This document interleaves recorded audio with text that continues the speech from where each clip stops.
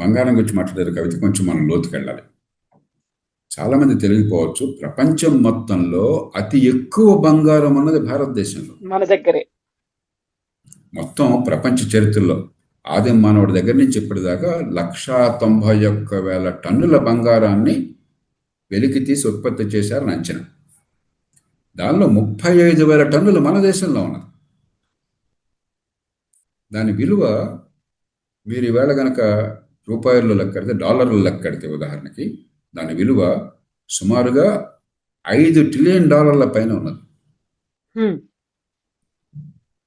$5 trillion పైన ఉన్నది. కాబట్టి ఖచ్చితంగా బంగారాన్ని వెలికి తీయటం మంచిది నా దృష్టిలో. డిమాండ్ ఎంత ఎక్కువ ఉన్న దేశంలో మనకేమవుతుంది, ఎవరింట్లో వాళ్ళు, అందులో మన మహిళలకు బంగారం అంటే ప్రాణం. అవును. ఎవరింట్లో వాళ్ళు బంగారం ఉంచుకుంటారు. మంచిదే, ఎందుకంటే రేపు పొద్దున ఎలాంటి పరిస్థితి వచ్చినా కూడా మనకి జీవితంలో భరోసా ఉండాలంటే బంగారానికి విలువ తగ్గుదని నమ్మకం ఉంది కాబట్టి. కానీ ఏమవుతుంది, ఇనపెట్లో మీరు దీన్ని నిధి పెట్టేసి పాతరేస్తే ఉపయోగపట్టలా. కాబట్టి బంగారం ఎవరిది వాళ్ళకి ఉండేట్టుగా చేస్తూనే దాన్ని మార్కెట్లోకి తీసుకొచ్చామనుకోండి, బంగారము డాలర్లతో సమానం, విదేశీ మారక ద్రవ్యం ఉన్నట్లు లెక్క. కొంతైనా బంగారం బయటకు వచ్చింది అనుకోండి, మరి మీ బంగారం పోకుండా మీ బంగారానికి ఇప్పుడు ఏమీ రావట్లా. మరి సంవత్సరానికి ఎంత కొద్దిగానే మన వడ్డీ ఇచ్చారనుకోండి, బంగారం మన చేతుల్లో ఉంటుంది, మన పేరుతో బ్యాంకులో ఉంటుంది, మనకు కొద్దిపాటి వడ్డీ అదనంగా ఆదాయం కూడా వస్తుంది. ఆ పద్ధతి తర్వాత భద్రంగా ఉంటుంది, ఇంట్లో మన దొంగతనం చేస్తారని భయం ఉండదు. అలా పెట్టుకున్నాం అనుకోండి, అప్పుడు ఏమవుతుంది, కొన్ని 10 లక్షల కోట్ల రూపాయలు మార్కెట్లోకి వస్తాయి. దాన్ని పెట్టుబడులకు ఉపయోగించవచ్చు దేశంలో. ఇప్పుడు పెట్టుబడులు లేక విదేశాల నుంచి కానీ దేశం నుంచి కానీ పెట్టుబడులు సరిగ్గా అవసరం. ఇప్పుడు మనం పేద దేశాల్లో అవసరాలు ఎక్కువ, డబ్బులు తక్కువ, కాబట్టి పెట్టుబడులు ఎవరో పెట్టాల్సిన అవసరం ఉంటుంది. ఆ పెట్టుబడులు లేక అలమటిస్తున్నాం మనం. దానికోసం ప్రభుత్వాన్ని ఇందాక మెచ్చుకుంటున్నాం. ఎందుకని 17 లక్షల కోట్ల రూపాయలు పెట్టుబడులు పెడుతున్నారు. 10-12 ఏళ్ల క్రితం 2 లక్షల కోట్ల రూపాయలు ఈ దేశంలో పెట్టుబడుల కోసం ప్రతి సంవత్సరం పెట్టేది. 8 రెట్లు పెంచారు. 8 రెట్లు పోతే 20 రెట్లు చేయొచ్చు. కాబట్టి దానికి పథకాలు ఏర్పాటు చేయాలి. కానీ రాజకీయంగా భయపడుతున్నారు. బంగారాన్ని బయటకు తీసుకురండి అని చెప్పంటే ప్రజలు ఎదురుతారన్న భయంతో ప్రభుత్వాలు మౌనంగా కూర్చుంటున్నాయి.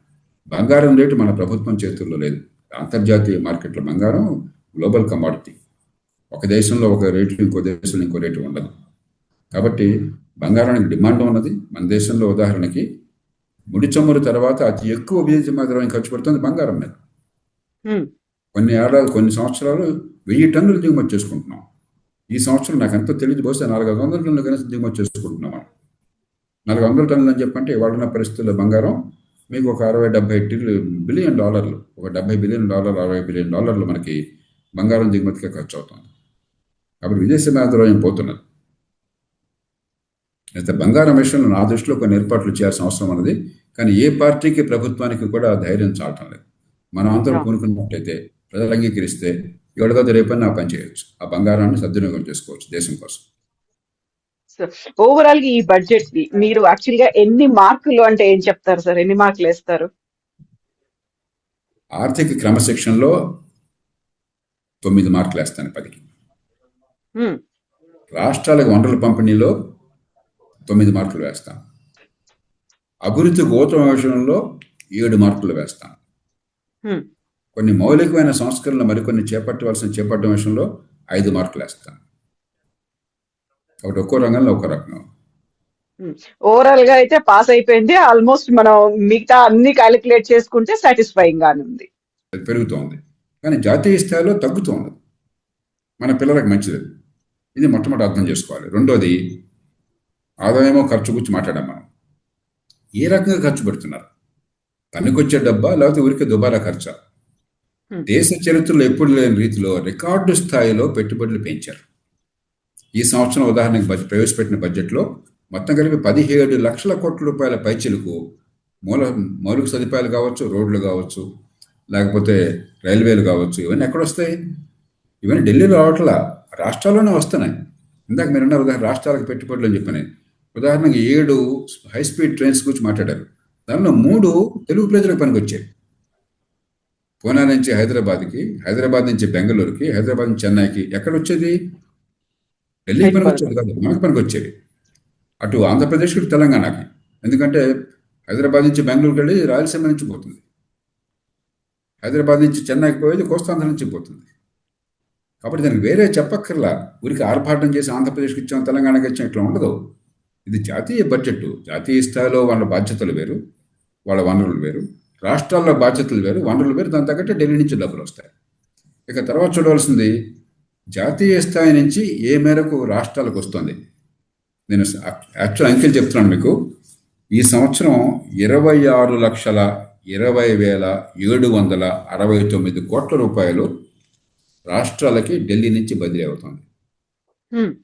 26 లక్షల కోట్ల రూపాయలు. 74 అంటే ఏం మాట్లాడుతున్నాం మనం? లక్షల కోట్ల రూపాయలు చిలపెంకులా కనిపిస్తున్నాయి మనకి. దీనిలో అంటే దాన్ని అర్థం చేసుకోవాలంటే జాతీయ స్థాయిలో వచ్చేటువంటి పన్నుల వాటాలో 59.6% అంటే 60% రాష్ట్రాలు పెడుతుంది. మొత్తం జాతీయ స్థాయికి వచ్చే పన్నుల ఆదాయంలో 60% రాష్ట్రాలకు పోతుంది. పన్నులు కాకుండా మిగతా ఆదాయం లెక్క పెట్టినా కూడా 56% రాష్ట్రాలకు పెడుతుంది. మరి దీనిలో అన్ని రాష్ట్రాలు ఇక మరి జాతీయ బడ్జెట్లో మీ ఊరికి ఎంత ఇచ్చాం, మీ జిల్లాకి ఎంత ఇచ్చాం, మీ మండలాకి ఎంత ఇచ్చాం రాస్తారా? అదే మనం చెప్పాల్సింది. కాబట్టి దీనిలో ఏంటంటే విషయం తెలియకుండా ఇక ప్రతికూల పరిస్థితుల్లో అమెరికా వాళ్ళేమో మన మీద 50% టారిఫ్లు వేశారు. ఎగుమతులు అమెరికాకి ఆగిపోయినాయి. మరి ప్రపంచం అంతా ట్రంప్ గారి పుణ్యం అత్తరకొత్తలం అవుతోంది. యుక్రెయిన్ యుద్ధం వల్ల కానీ రేపు ఇరాన్లో రావచ్చు, మరో చోట రావచ్చు, ఏమవుతుందని గందరగోళంగా ఉంది. ఈ పరిస్థితుల్లో భవిష్యత్తు పదిలపరచడం కోసం ఏర్పాట్లు చేయాలి. రాబోతున్న కాలం ఆర్థిక ప్రగతి ఏర్పాట్లు చేయాలి. చాలా పకడ్బందీగా ఏర్పాట్లు చేశారు. బడ్జెట్లో కొరతలు లేవు కాదు. నా దృష్టిలో 2 కొరతలు ఉన్నాయి. ప్రభుత్వ రంగ సంస్థలను ప్రైవేటీకరించడం అసలు పెద్దగా పట్టించుకోవట్లేదు. 70 లక్షల కోట్ల రూపాయలు ప్రభుత్వ రంగ సంస్థల్లో మునిగిపోయింది. మన డబ్బు, ప్రజల పన్నుల డబ్బు అక్కడికి పోయింది. మనం ఏమవుతుంది, ఇప్పుడు డబ్బులు లేక పెట్టుబడుల కోసం చెప్పిన అప్పులు చేయాల్సి వస్తుంది. మళ్ళీ ప్రజల మీద భారం పెడుతుంది. దాన్ని ప్రైవేట్ రంగానికి కనుక బదిలీ చేసినట్టయితే డబ్బులు వస్తాయి, సంక్షేమానికి ఖర్చు పెట్టచ్చు, అప్పుల భారం తగ్గుతుంది, పెట్టుబడులకు ఖర్చు పెట్టచ్చు. అంతకు మించి ప్రభుత్వం దగ్గర ఉంటే సరిగ్గా నిర్వహించట్లా, ఏదో మొక్కుబడిగా నిర్వహిస్తున్నారు. అదే ప్రైవేట్ రంగంలో ఉంటే విపరీతంగా మార్కెట్ షేర్ పెరుగుతుంది, టర్న్ ఓవర్ పెరుగుతుంది, లాభాలు పెరుగుతాయి, ప్రభుత్వానికి పన్నులు పెరుగుతాయి, ఆర్థిక వ్యవస్థ పెరుగుతుంది, ఆర్థిక ప్రగతి పెరుగుతుంది, ఉద్యోగాలు కలుగుతాయి. దాని మీద పెద్దగా ఆలోచించట్లా, భయపడుతున్నారు, రాజకీయంగా ఇబ్బందులు అవుతాయని చెప్పాను. రెండవది చిన్న పట్టణాల మీద గట్టిగా దృష్టి పెట్టాలి. ఆర్థిక మంత్రి గారు చిన్న పట్టణాల గురించి మాట్లాడారు, టైర్ 2, టైర్ 3 సిటీస్ మాట్లాడారు. కానీ పెద్దగా వ్యూహాత్మకంగా గట్టిగా ప్రయత్నం కనిపించలేదు. ఎందుకంటే 90% మన దేశంలో అసంఘటిత రంగంలో నెల జీతం లేని వాళ్ళు, ఉద్యోగ భద్రత లేని వాళ్ళు ఉన్నారు. ఎక్కడికక్కడ ఏ జిల్లాకు ఆ జిల్లా, చిన్న పట్టణాల్లో ఇవాళ కరెంట్ ఉన్నది, కంప్యూటర్లు ఉన్నాయి, డిజిటల్ టెక్నాలజీ ఉన్నది, టీవీ ఉన్నది, రోడ్లు ఉన్నాయి. మనం ఇక్కడ అన్నీ ఇక్కడ హైదరాబాద్ పెట్టాల్సిన అవసరం లేదు, చెన్నైలో పెట్టాల్సిన అవసరం లేదు. ఆ చిన్న పరిశ్రమలు, చిన్న ఆదాయాలు వచ్చి అక్కడ పెట్టేస్తే సంఘటిత రంగంలోకి పెడతారు, మధ్యతరగతి వర్గాలకు తయారవుతారు. దాని మీద కూడా దృష్టి పెంచాలి. కానీ నిజమైన సమస్య రాష్ట్రాల్లో ఉంది. కొన్ని రాష్ట్రాలేమో చాలా జాగ్రత్తగా ఆరోగ్యంగా, ఆర్థిక వ్యవస్థను ఆరోగ్యంగా కాపాడుకుంటున్నాయి. ఉదాహరణ గుజరాత్, మహారాష్ట్ర, ఒరిస్సా, చాలా మేరకు ఉత్తరప్రదేశ్ లాంటి రాష్ట్రాలు. కొన్ని రాష్ట్రాలు ఆర్థిక పరిస్థితి అధ్వానం చేసుకుంటున్నాయి, అప్పుల భారాన్ని పెంచుకుంటున్నాయి, అప్పుల డబ్బంతా కూడా దుబారా ఖర్చు చేస్తున్నాయి, లేదా తాత్కాలికంగా తయారు ఖర్చు పెడుతున్నాయి, ఆర్థిక ప్రగతికి పెట్టుబడి పెట్టట్లా. తెలంగాణ మనం చూసాం, చాలా సంపన్న రాష్ట్రం, ఇవాళ జీతాలు ఇవ్వడం కష్టంగా ఉంది. ఆంధ్రప్రదేశ్లో పెట్టుబడులు ప్రస్తుతం బాగానే ఉన్నా కూడా మరు సదుపాయాలకి మిగతా వాటికి ఆర్థిక పరిస్థితి చాలా అతలకుతలంగా ఉంది. అప్పుల భారం పెరిగిపోతుంది, రోజువారీ ఖర్చు పెరిగిపోతుంది, విపరీతమైన వ్యయాన్ని పెంచేశారు. ఒకళ్ళ నుంచి ఒకళ్ళు, ఈ పార్టీ ఆ పార్టీ అందరూ కలిసేసి. ఇప్పుడు రాష్ట్రం ఆర్థికంగా ఏమవుతుందో గందరగోళంలో ఉంది. అలాగే మధ్యప్రదేశ్, రాజస్థాన్, పంజాబ్, హిమాచల్ ప్రదేశ్, పశ్చిమ బెంగాల్, కొంతమేర కేరళ, ఇవన్నీ ఆర్థికంగా సంక్షోభం చెప్పుకుంటున్నాయి. కాబట్టి రాష్ట్రాల్లో ఆర్థిక పరిస్థితి బాగు చేయాలి, రాష్ట్రాలు పట్టించుకోవాలి. రెండోది, పరిపాలన మొత్తం రాష్ట్రాల్లో ఉండదు. మంచి విద్య కావాలి, లేకపోతే ఆర్థిక వ్యవస్థలో పాలు పంచుకోలేం, ప్రగతి ఉండదు. విద్య ఎవరు అందించాలి? రాష్ట్రాలు అందించాలి. ఒక్కొక్క బిడ్డ మీద ₹1,00,000 ఖర్చు పెడుతున్నారు సంవత్సరానికి రాష్ట్రాల్లో. తెలంగాణ, ఆంధ్రప్రదేశ్ తీసుకోండి, కానీ విద్య అందట్లా. అది చేయాల్సింది ఎవరు? రాష్ట్రాలు. విద్య ఉంది, ₹190 రాష్ట్రాల్లో ఉంది. మంచి ఆరోగ్యం అందించాలి, లేకపోతే చిన్న పట్టణాలు పెరగాలి, లేకపోతే చట్టబద్ధ పాలన కావాలి. హైదరాబాదు ఢిల్లీతో పోటీ పడుతోంది పొల్యూషన్లో, కాలుష్యంలో. బెంగళూరుతో పోటీ పడుతోంది ట్రాఫిక్లో. ఇది ఎవరు చేయాలా? రాష్ట్రం చేయాలా, స్థానిక ప్రభుత్వాలు చేయాలి. కాబట్టి పరిపాలన బాగు చేసేది, ఆర్థిక వ్యవస్థను పెంచేది, వనరులను జాగ్రత్తగా కాపాడేది రాష్ట్రాల చేతుల్లో ఉంది. ఢిల్లీ వరకు సమర్థమైన పనిచేస్తున్నారు, మరికొన్ని చేయాలి. ఆ చేయాల్సింది గట్టిగా పట్టుబడాలి.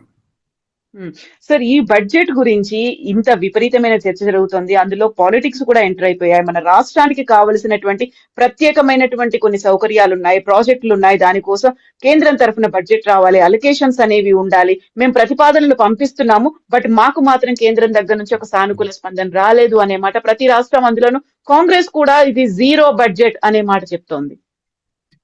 కవిత, మనకు ఒక ఆనవాయితీ అయిపోయింది దేశంలో. జాతీయ స్థాయిలో బడ్జెట్ని కనుక ప్రవేశపెడితే అధికార పార్టీ వాళ్ళు, జాతీయ స్థాయిలో ఉన్న వాళ్ళు, వాళ్ళకి అనుకూలంతా కూడా బ్రహ్మాండమైన బడ్జెట్ దేశ చరిత్రను మార్చేస్తుంది. అవును. ప్రతిపక్షాలు లేకపోతే రాష్ట్రంలో ఆ పార్టీ కాకుండా వేరే పార్టీ అధికారంలో ఉన్నవాళ్ళు చండాల బడ్జెట్ దేశాన్ని నాశనం చేస్తుంది. మళ్ళీ పొద్దున గద్దెలు తారుమారైన అనుకోండి పదవులు, మళ్ళీ వాళ్ళు ఈ మాట వీళ్ళు ఆ మాట చెప్తారు. అలా కాదు చూడాల్సింది. మనం వాస్తవాలు చూడాలి, అంకెలను చూడాలి, వాస్తవాలు చూడాలి, ఫలితాలను చూడాలి. రెండోది, మీకు రాష్ట్రం సంగతి ఇందాక చెప్పాను, ఇన్ని లక్షల కోట్ల రూపాయలు రాష్ట్రాలకు వస్తుందని చెప్పాను. మన రాష్ట్ర భవిష్యత్తు మన చేతుల్లో ఉంది. మన ప్రతిదానికి కూడా ఢిల్లీ మీద భారం పెట్టి, ఒక చిన్న వర్షం పడింది హైదరాబాద్లో, వరదలు వచ్చినాయి, ఢిల్లీ నుంచి డబ్బులు కావాలా? అరే 26 లక్షల కోట్ల రూపాయలు ఎక్కడి నుంచి వస్తాయి అనుకుంటున్నారు? వాళ్ళకు వస్తున్న పన్నుల ఆదాయంలో 60% మీకు పంపించేశారు. ఇంకేమి ఇస్తారు? వాడి జీతాలు ఇవ్వాలి, వాడి పెన్షన్లు కట్టాలి, అక్కడ వడ్డీలు కట్టాలి. రాష్ట్రాలకు నిధులు పంపించిన తర్వాత జీతాలు, పెన్షన్లు, వడ్డీలు కలిపితే ఢిల్లీకి వచ్చే ఆదాయం కంటే ఖర్చు ఎక్కువ ఉన్నది. మిగతా తప్పులే. రాష్ట్రాలు మొత్తం దేశంలో ప్రభుత్వాలు పెట్టే ఖర్చులు, ఈ మాట అందరూ అర్థం చేసుకోవాలి. ప్రభుత్వాలు పెట్టే ఖర్చు మొత్తంలో రాష్ట్రాలు 60% రాష్ట్రాలు ఖర్చు పెడుతున్నాయి. 37% ఢిల్లీ ఖర్చు పెడుతోంది. 3% స్థానిక ప్రభుత్వాలు. ప్రపంచంలో స్థానిక ప్రభుత్వాలు ఇంత తక్కువ ఖర్చు ప్రపంచంలో ఎక్కడా లేదు. ప్రపంచంలో రాష్ట్ర ప్రభుత్వాలు ఇంత ఎక్కువ ఖర్చు ప్రపంచంలో ఎక్కడా లేదు.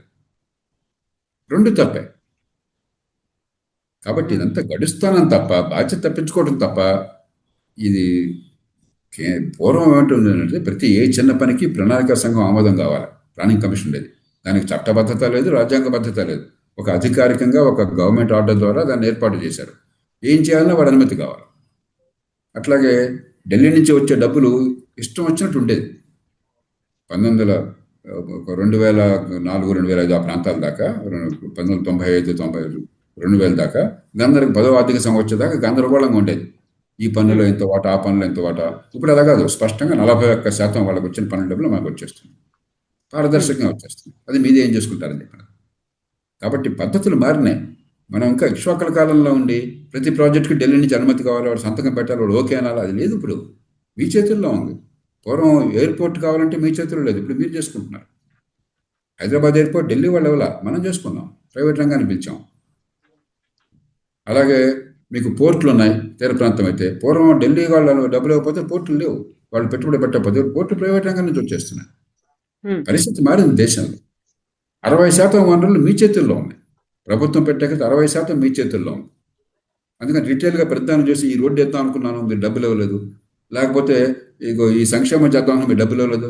ఈ 60% అన్నీ కలిసిపోయినాయ్యా, నువ్వు సద్వినియోగం చేసుకో, మిగతా వాడు చేసుకోవట్లా. సో ఇన్నేళ్ల ఎక్స్పీరియన్స్ లో మీరు ప్రతి సంవత్సరం ప్రవేశపెట్టేటువంటి బడ్జెట్ ని చూస్తున్నారు సార్. నిన్నటిది బడ్జెట్ ఏమో ఎంటైర్లీ డిఫరెంట్ బడ్జెట్ అనేటువంటి ఒక వాదన వినిపిస్తోంది. మీకు ఎలా అనిపించింది సార్ ఈ బడ్జెట్ నిన్న బడ్జెట్లో కొత్త ఏం లేదు, ఆర్భాటాలు లేవు, మరి డంబాలు లేవు, అతిశయోక్తులు లేవు,